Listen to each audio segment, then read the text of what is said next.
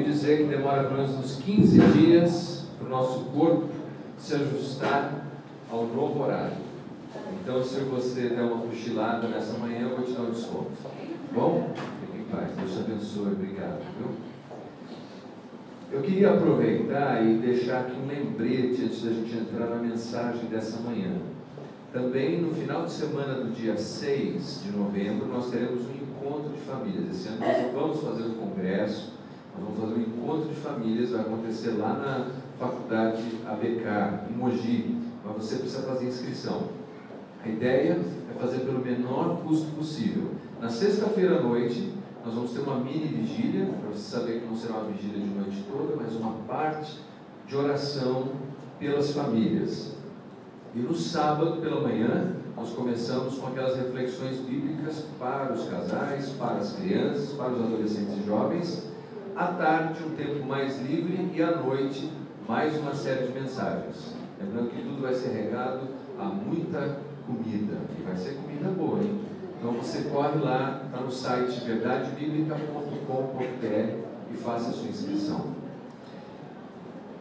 Queridos, aliás, o Carretório estava bom ontem lá, eu gostei muito. Deus continua abençoando o trabalho lá da Associação Terapêutica Canaã. Foi uma bênção ter participado com vocês. Só para constar, eu errei o caminho lá de embora.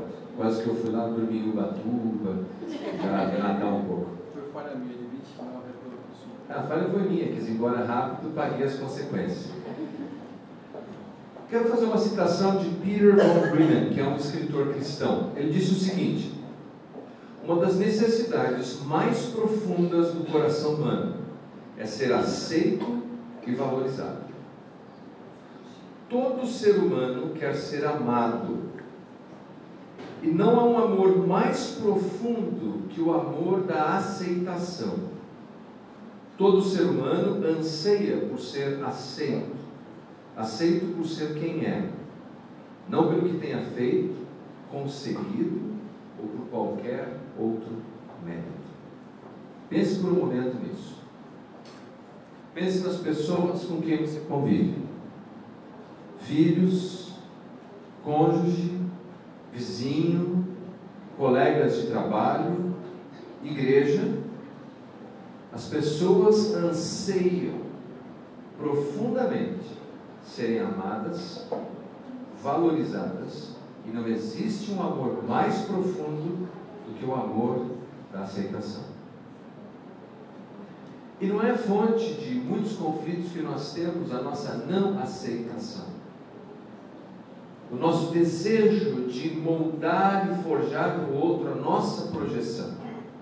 Às vezes das nossas frustrações. Não aceitamos nossos filhos como eles são. Não aceitamos nosso cônjuge como ele é. E continuamente enviamos uma mensagem: não te aceito. Eu posso até te amar um dia, se você se tornar o que eu desejo.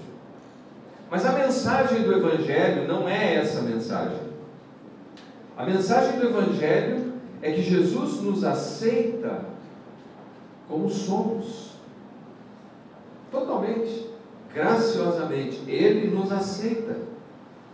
E a igreja deveria ser nada mais que isso: a união, a reunião, a comunhão daqueles que foram recebidos por Deus sob essa condição.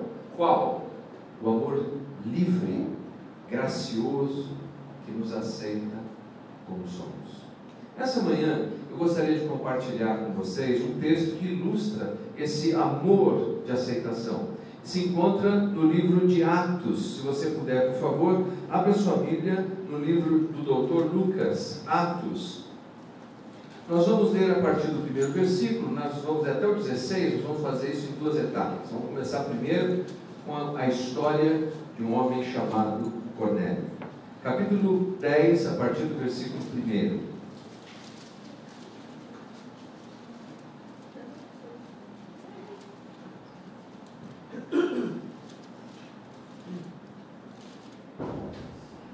Se você encontrou, por favor, diga amém. Amém. A palavra de Deus diz assim: havia um homem em Cesareia por nome de Cornélio, centurião da corte chamada italiana, piedoso e temente a Deus com toda a sua casa, e que fazia muitas esmolas ao povo, e de contínuo orava a Deus. Cerca da hora 9ª do dia, viu claramente uma visão.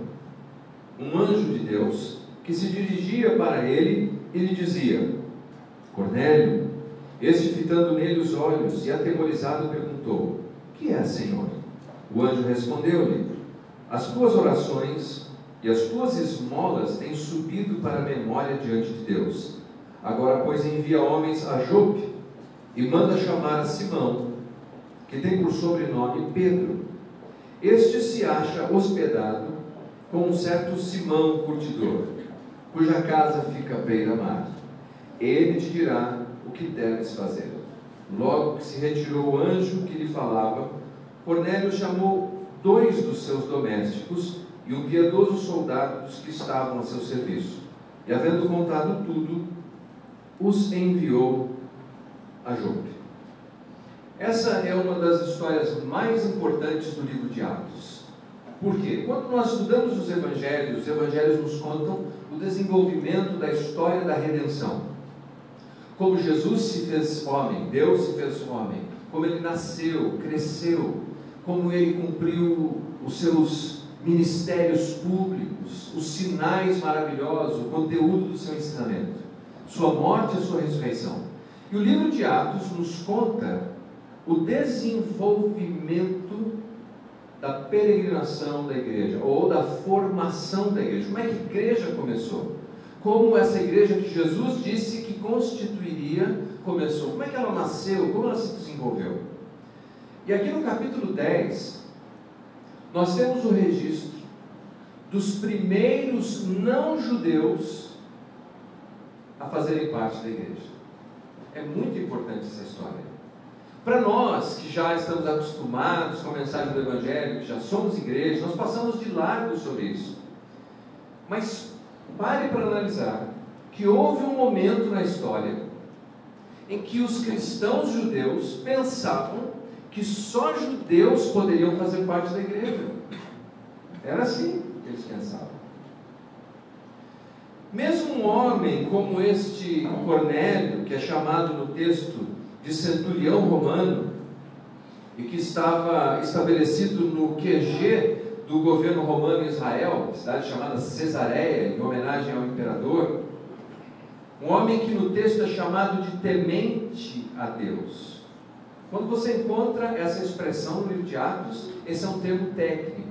Não quer dizer apenas que ele respeitava a Deus, mas quer dizer que ele era um profundo simpatizante do judaísmo. Ele já tinha abandonado os deuses do panteão romano, ele já não seguia mais o paganismo romano e, por assim dizer, flertava com a ética do judaísmo. Embora, como temente a Deus, ainda não fosse um convertido, porque quando um gentio se convertia, ele era chamado de prosélito.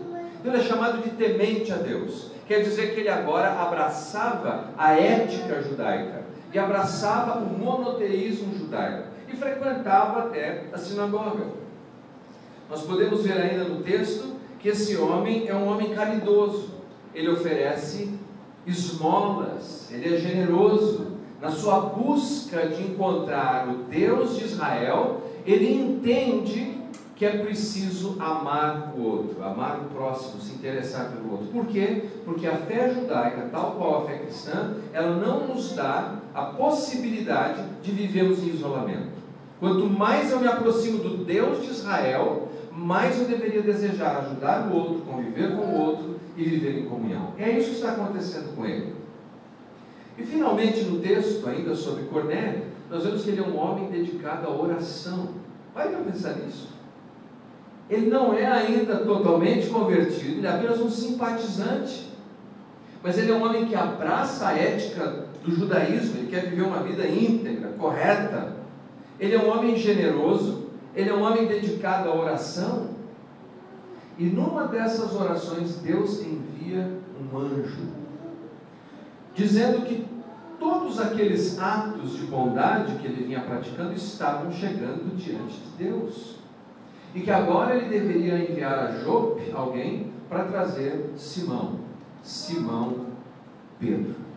Porque um homem bom, um homem generoso, ainda precisa do Evangelho de Jesus. Veja você, quando nós pensamos em alguém que precisa do Evangelho, a nossa tendência é pensar em alguém que a sociedade considere um excluído, alguém que o seu comportamento social seja ruim. Olha, esse aí precisa do Evangelho. Mas não é essa a leitura da Bíblia, porque todos pecaram e são destituídos da glória de Deus, inclusive os homens que socialmente consideramos bons e precisam da mensagem total do Evangelho, no caso de Cornélio. Mas veja você, apesar de todas essas virtudes, Cornélio não seria recebido na igreja, a menos que Deus entrasse na história e revelasse para esse Simão Pedro qual era o seu grande projeto em relação às pessoas. E aí o nosso texto continua. É o outro lado da história. Versículo 9. No dia seguinte, indo eles seu caminho e estando já perto da cidade, subiu Pedro ao eirado para orar, cerca da hora sexta, e tendo fome, quis comer. Mas enquanto lhe preparavam a comida, sobreveio-lhe um êxtase. E via o céu aberto e um objeto descendo como se fosse um grande lençol, sendo baixado pelas 4 pontas sobre a terra, no qual havia de todos os quadrúpedes e répteis da terra e aves do céu. E uma voz lhe disse: levanta-te, Pedro, mata e come. Mas Pedro respondeu: de modo nenhum, Senhor, porque nunca comi coisa alguma comum e imunda. Pela segunda vez lhe falou a voz: não chames tu comum ao que Deus purificou. Sucedeu isso por 3 vezes, e logo foi o objeto recolhido ao céu. Os judeus conservadores, ou um judeu como Pedro, que cresceu na Galileia, não tinha o menor interesse no não-judeu. Nenhum interesse. Aliás, eles tinham alguns ditados que eram tão preconceituosos. Um ditado dizia assim: se uma mulher não judia estivesse para dar à luz, ninguém deveria ajudá-la. Porque ajudar uma mulher dando à luz, naquela circunstância, mãe de um não-judeu, só ajudaria a trazer mais um não-judeu. E quem precisa de mais um não-judeu? Era muito preconceituoso. Então nós temos Pedro, que conviveu com Jesus na Galileia, na Judeia, na Samaria, agora na casa de um certo xará chamado Simão Curtidor. Sabe o que isso quer nos dizer? Que o Pedro já está dando passos em direção para entender a graça de Deus. Mas ele ainda não chegou lá. Por que eu digo isso? Porque de acordo com Números 19, alguém que trabalhasse com animais mortos, que é o que fazia um curtidor, a linguagem de hoje, por exemplo, diz curtidor de couros. Quer dizer que na casa desse homem, desse Simão, ele está o tempo todo lidando, mexendo, manipulando animais mortos. O que fazia dele um homem cerimonialmente impuro. Quer dizer que ele não podia participar das atividades religiosas do povo judeu. Necessitaria de algum tipo de purificação. Nenhum judeu conservador que tivesse juízo no lugar ficaria hospedado na casa desse homem. Por quê? Porque senão ele também se tornaria impuro para participar das atividades religiosas dos judeus. Mas Pedro está lá. O que isso nos diz? Que Pedro, meus amigos, já está anos-luz do que fora no passado, quando desejava mandar fogo sobre Samaria, quando olhava para os gentios e procurava afastá-los do Mestre. Pedro agora já é um homem melhor do que outrora. A mensagem de Jesus estava entrando no seu coração e mente. Ele começava a entender que o amor de Deus acolhe o outro. Ele ousou estar hospedado na casa desse homem. Talvez lembrasse de como Jesus recebia os leprosos e tocava-lhes as feridas. Talvez lembrasse de Jesus tocando o esquife de alguém que estava morto. Talvez lembrando de Jesus recebendo tantas pessoas com seu amor inclusivo. Lá está Pedro. Mas Pedro, como eu e você, ainda não chegou lá. Eu e você estamos já no caminho. Eu tenho certeza que hoje você acolhe e aceita muito mais pessoas do que você acolhia e aceitava em outros tempos. Você olha para você no espelho e diz: ah, está muito melhor, hein? Que beleza! Está mais perdoador, está mais generoso, mais gracioso. Já foi difícil, hein? Mas agora, olha você está conseguindo já andar meia milha a mais com o seu adversário.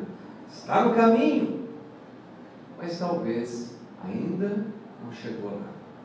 Ainda não chegou lá nem na casa, nem com os filhos, nem com o cônjuge, nem com o vizinho, nem com quem você trabalha, nem com seus irmãos na fé. Pedro sobe no telhado, era meio-dia. Eirado, diz a nossa tradução, lá na Zona Leste o pessoal diria que ele subiu na laje. Na Zona Leste o pessoal gosta, né? Eu moro na Zona Leste, você faz um churrasco aqui na laje. E as casas eram muito pequenas, pelo menos ali próximo ao mar Mediterrâneo. E se Pedro quisesse um pouquinho de privacidade, ele precisava subir na laje. Ele subiu. Na laje, meio-dia, o texto nos diz que Pedro está com fome. Fome, o pessoal está preparando uma comidinha, diz o texto. Talvez o aroma começou a subir lá no telhado, aquele cheirinho de churrasco de laje. E ele está olhando o mar Mediterrâneo, azul, salpicado de barquinhos com suas velas. De repente, um êxtase. Ele é absorvido pelos aromas do que estão cozinhando, pelas imagens das velas que dançam no mar Mediterrâneo, e ele vê um lençol descendo do céu. Eu acho tão interessante que para o gentio não convertido, Deus mandou um anjo. Um anjo objetivo, claro, olha, pega tudo, manda lá. Para o judeu apóstolo, Deus manda um negócio enigmático. Lençol. Abre o lençol, está cheio de animais. Por quê? Porque Deus está trabalhando no tempo, no timing do Pedro. Deus nos alcança onde nós estamos.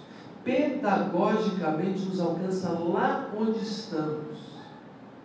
E Pedro tem um sério problema ainda. A sua tradição, o seu costume, a sua cultura está acima da voz de Deus. Diz a voz: Pedro, mata e come. Não, de maneira nenhuma eu vou comer qualquer coisa comum ou impura. Quer dizer, algo que seja profano ou que não seja purificado por Deus. Não. Segunda vez vem a voz e diz: olha, não chama de impuro ou profano aquilo que Deus purificou. Pedro, mata e come. Não, de maneira nenhuma eu vou fazer isso. Olha a força do que é a tradição. Aliás, os estudiosos da mente humana chamam isso de corrente psicocultural. É duro de quebrar esse negócio. É forte demais. Eu aceito as pessoas nos termos da minha cultura, porque na minha casa sempre foi assim. Nós aprendemos que é desse jeito. E se alguém não se encaixa nesse nosso modelo de vida, então não serve. Não é assim? Corrente psicocultural, os nossos costumes, a nossa cultura. Se não é desse jeito, não tem jeito. Os americanos gostam de dizer my way or no way. Ou é do meu caminho ou não tem caminho. Ou é da minha maneira ou não tem maneira. Nós somos assim. Pedro era assim. A voz de Deus mata. A voz de Deus, tão forte, não era mais forte do que a tradição e o costume de Pedro. Lá em Levítico capítulo 11, era exatamente o que determinava a dieta alimentar do judeu. Ele dizia: olha, não pode comer isso, não pode comer aquilo. E esses animais estão exatamente lá no lençol. Mata e come. Deus agora está purificando.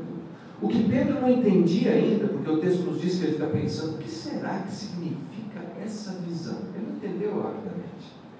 Aquela visão era a mensagem de Deus de que sob o lençol da graça de Deus sempre cabe mais um, e cabe aquele que é diferente de mim. É tão importante entendermos que Deus nos recebe assim, nas nossas deformidades, nas nossas deficiências. Deus nos purificou, mas Deus não nos purifica apenas a nós, Deus purifica o outro. Era isso que Pedro precisava entender, com essa visão que dramatizava a graça de Deus. Abra, por favor, Romanos, capítulo 15.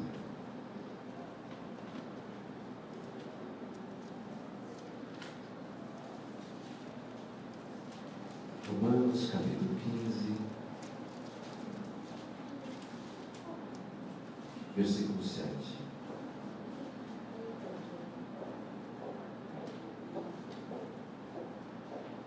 Portanto, acolhei-vos uns aos outros, como também Cristo nos acolheu para a glória de Deus. Romanos 15, 7. Portanto, acolhei-vos uns aos outros, como também Cristo nos acolheu para a glória de Deus. No capítulo 14, o primeiro versículo diz: acolhei ao que é débil na fé. Tem alguma outra tradução? Aceitem o que é para a fé sem discutir assuntos controvertidos. Ótimo, aceite, acolha, receba, acolha, aceite, receba. No capítulo 14, o apóstolo Paulo discute um problema, porque essa igreja de Roma era uma igreja dividida em dois grupos. Veja, nós estamos lá adiante. Pedro, com a visão do lençol, recebe os gentios. Aliás, é interessante, se você tiver um tempo depois, leia o capítulo 10 de Atos com calma. Você vai ver que quando os gentios chegam na casa que ele está hospedado, eles não entram, eles ficam na porta, porque o judeu não convidaria para entrar. E quando Pedro vai até a casa do gentio, então ele fica na porta. É preciso que haja um convite de aceitação, é preciso ser recebido. E aí no texto, no transcorrer do texto, o que é lindo é ver que eles aceitam um ao outro, e que depois o Espírito de Deus aceita todos eles. E Pedro diz assim: é inegável, nós somos uma igreja, nós somos parte do mesmo corpo. Mais tarde, e aqui é onde estamos, Romanos, Pedro é aquele que abre a porta para a mensagem do Evangelho e para a igreja no mundo não judeu. É Pedro que começa. Mas o grande missionário, o apóstolo para os não judeus, é Paulo. E aqui nessa igreja de Roma, é uma igreja que tem judeus e gentios. Não se odeiam, mas não se dão muito bem. O que faz então Paulo? No capítulo 14, ele começa a explicar que essas diferenças são tão secundárias e pequenas. Eles estavam se distanciando por causa das dietas alimentares, das preferências dos festivais. Depois de discutir isso, no capítulo 15, então, ele diz assim: portanto, acolhei-vos uns aos outros, como também Cristo nos acolheu para a glória de Deus. Recebam uns aos outros, aceitem uns aos outros, acolham uns aos outros.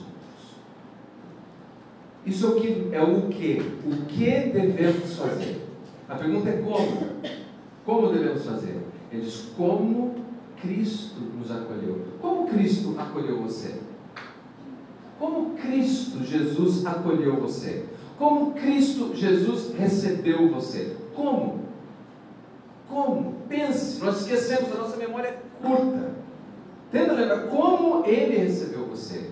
Uma das grandes histórias que ilustram como Deus nos recebe é a história do pai com seu filho pródigo. Lembra? O moço pede a herança, vai embora, gasta frivolamente e depois volta só o bagaço.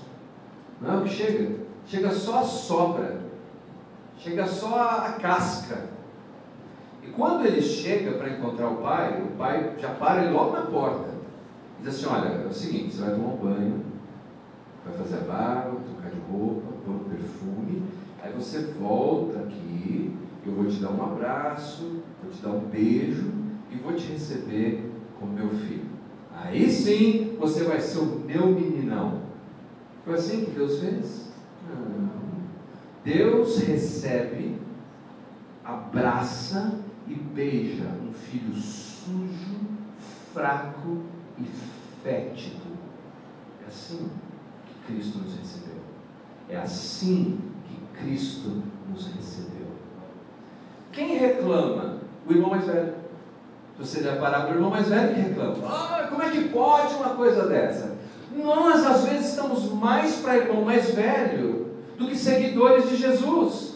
Porque nós ficamos olhando para o outro e colocando razões e limitações e condições e porquê e como. Recebam uns aos outros, como Cristo recebeu vocês. É assim que a gente tem que receber. Olhar e aceitar. E a motivação. A última parte do versículo nos diz qual é a motivação. Diz para a glória de Deus. Todas as vezes que você aceita o outro, tal como ele é, todas as vezes que você aceita como Cristo te aceitou, Deus é glorificado. Você quer glorificar Deus? Deus não é só glorificado quando nós cantamos canções lindas como fizemos nessa manhã. Deus não é glorificado só quando nós fazemos orações maravilhosas. Deus é glorificado quando nós aceitamos o outro tal qual ele é. Mas tem muita coisa que tem que mudar na vida dela, na vida dele. Tem muita, e tem mesmo. Tem. Mas quem fará isso é aquele que começou a boa obra, Deus. O Espírito de Deus fará isso, que até onde eu sei, nenhum de nós é o Espírito de Deus.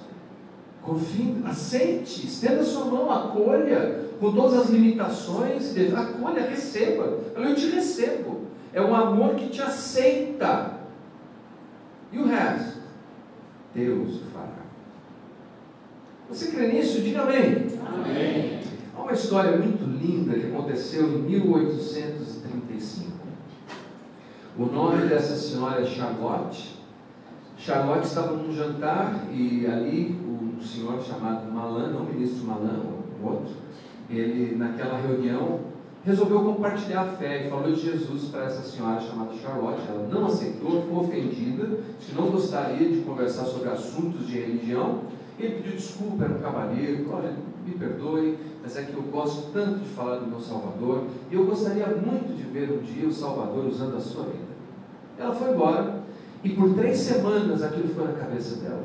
O Salvador pode usar a sua vida, o Salvador pode usar a sua vida. 3 semanas, ela não resistiu, foi atrás desse irmão, e disse a ele, olha, eu fui tocada, como eu recebo a Cristo? Ele disse, você recebe a Cristo assim como você é.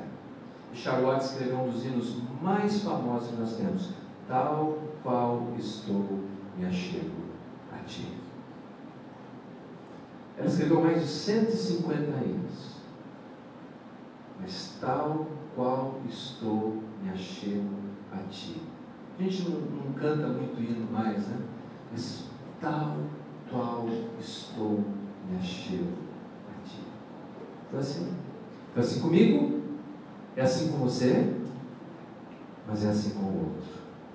Era isso que Deus estava trabalhando na vida de Pedro naquele momento, mostrando o que disse o teólogo do século XX, Paul Tillich. Paul Tillich diz o seguinte: fé é a coragem para aceitar a aceitação.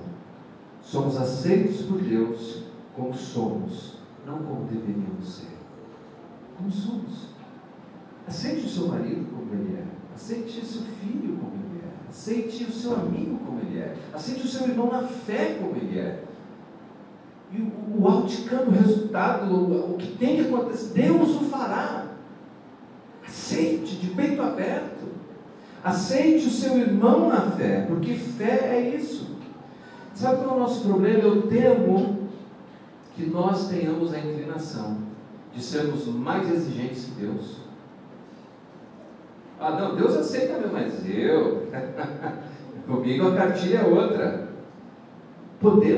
Temos nós esse direito de sermos mais exigentes que o Criador do Universo, mais exigentes do que aquele que deu o seu próprio Filho para morrer por nós. Nós temos esse direito.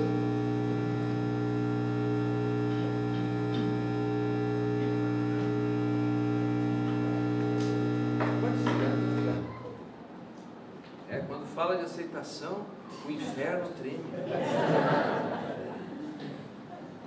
Nós não temos esse direito de colocar condições para aceitar o outro que Deus não colocou. Nós não estamos dizendo que o outro não tem que passar por transformação, mas nós não temos que passar. E quem faz a transformação é Deus. E quem fará a transformação no outro? Deus. Quando fizermos assim, será possível viver em família, será possível viver no trabalho, será possível viver em igreja, quando nós entendemos esse amor profundo de aceitação. Pedro, a mesma palavra para lençol é a palavra para vela. Por isso que eu disse, talvez observando os barcos no mar Mediterrâneo, em grego é a mesma palavra. Ele talvez tenha, naquele êxtase, visto uma grande vela, por isso fez como um lençol. E aí, o que eu imagino é que Deus estava mostrando exatamente isso, nesse lençol, cheio de tantos animais que ele considerava impuro. E Deus estava dizendo, sabe, Pedro, sob o meu lençol da graça, cabe você, e sempre cabe mais um. Cabe o Cornélio e a família dele, e cabe tantos outros que você nem conhece ainda. Vai ter um tal de Leandro, o cara é ruim, hein? Mas vai caber aqui debaixo desse lençol. E vai caber tantos outros embaixo desse lençol. Como é alegre o nosso coração quando nós entendemos que Deus nos aceita não por aquilo que nós ainda seremos, mas como somos, aqui debaixo do lençol da graça. E o que nós sentimos de alegria, deveríamos compartilhar com o outro como igreja, dizendo, Deus recebe você sob o mesmo lençol da graça de Deus. Quando nós fizermos assim, o nosso olhar vai comunicar para o outro, não mais uma reprovação contínua, uma rejeição contínua, mas nós vamos olhar para o nosso filho, filha, amigo, irmão, com um olhar acolhedor. E isso, meus amigos, é o que pode mudar a igreja e a sociedade. Quero convidar você a orar nesse momento e pedimos a Deus que nos dê a graça de vivermos assim.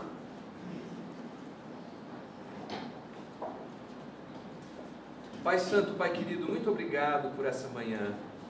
Obrigado, Senhor, pela maneira tão cuidadosa e criteriosa como o Senhor trabalhou na vida de Cornélio, na vida de Pedro. Como o Senhor alcançou a cada um deles exatamente onde estavam, com a mensagem que precisavam. E nessa manhã, Senhor, nós estamos aqui de coração aberto para que a mensagem também nos alcance. Que possamos entender que sob o teu lençol há lugar para mim, mas há lugar para o outro. E que possamos, Senhor, como igreja, como irmãos na fé, estendemos esse amor acolhedor ao outro. Se essa é, Senhor, a necessidade mais profunda que todos nós carregamos, nós pedimos graça nessa manhã para vivermos oferecendo esse amor acolhedor, Pai. Senhor, que possamos receber, acolher e aceitar aqueles a quem o Senhor purificou. Que no nome de Jesus nós sejamos um povo diferente. Que as pessoas possam ver em nós, Senhor, o Evangelho não só proclamado, mas o Evangelho vivido. Em nome de Jesus que eu oro com os meus irmãos e irmãs nessa manhã e te agradeço. Amém, Senhor. Queridos, Deus abençoe vocês. Vamos ficar em pé. E lembrando que sempre tem um cafezinho gostoso.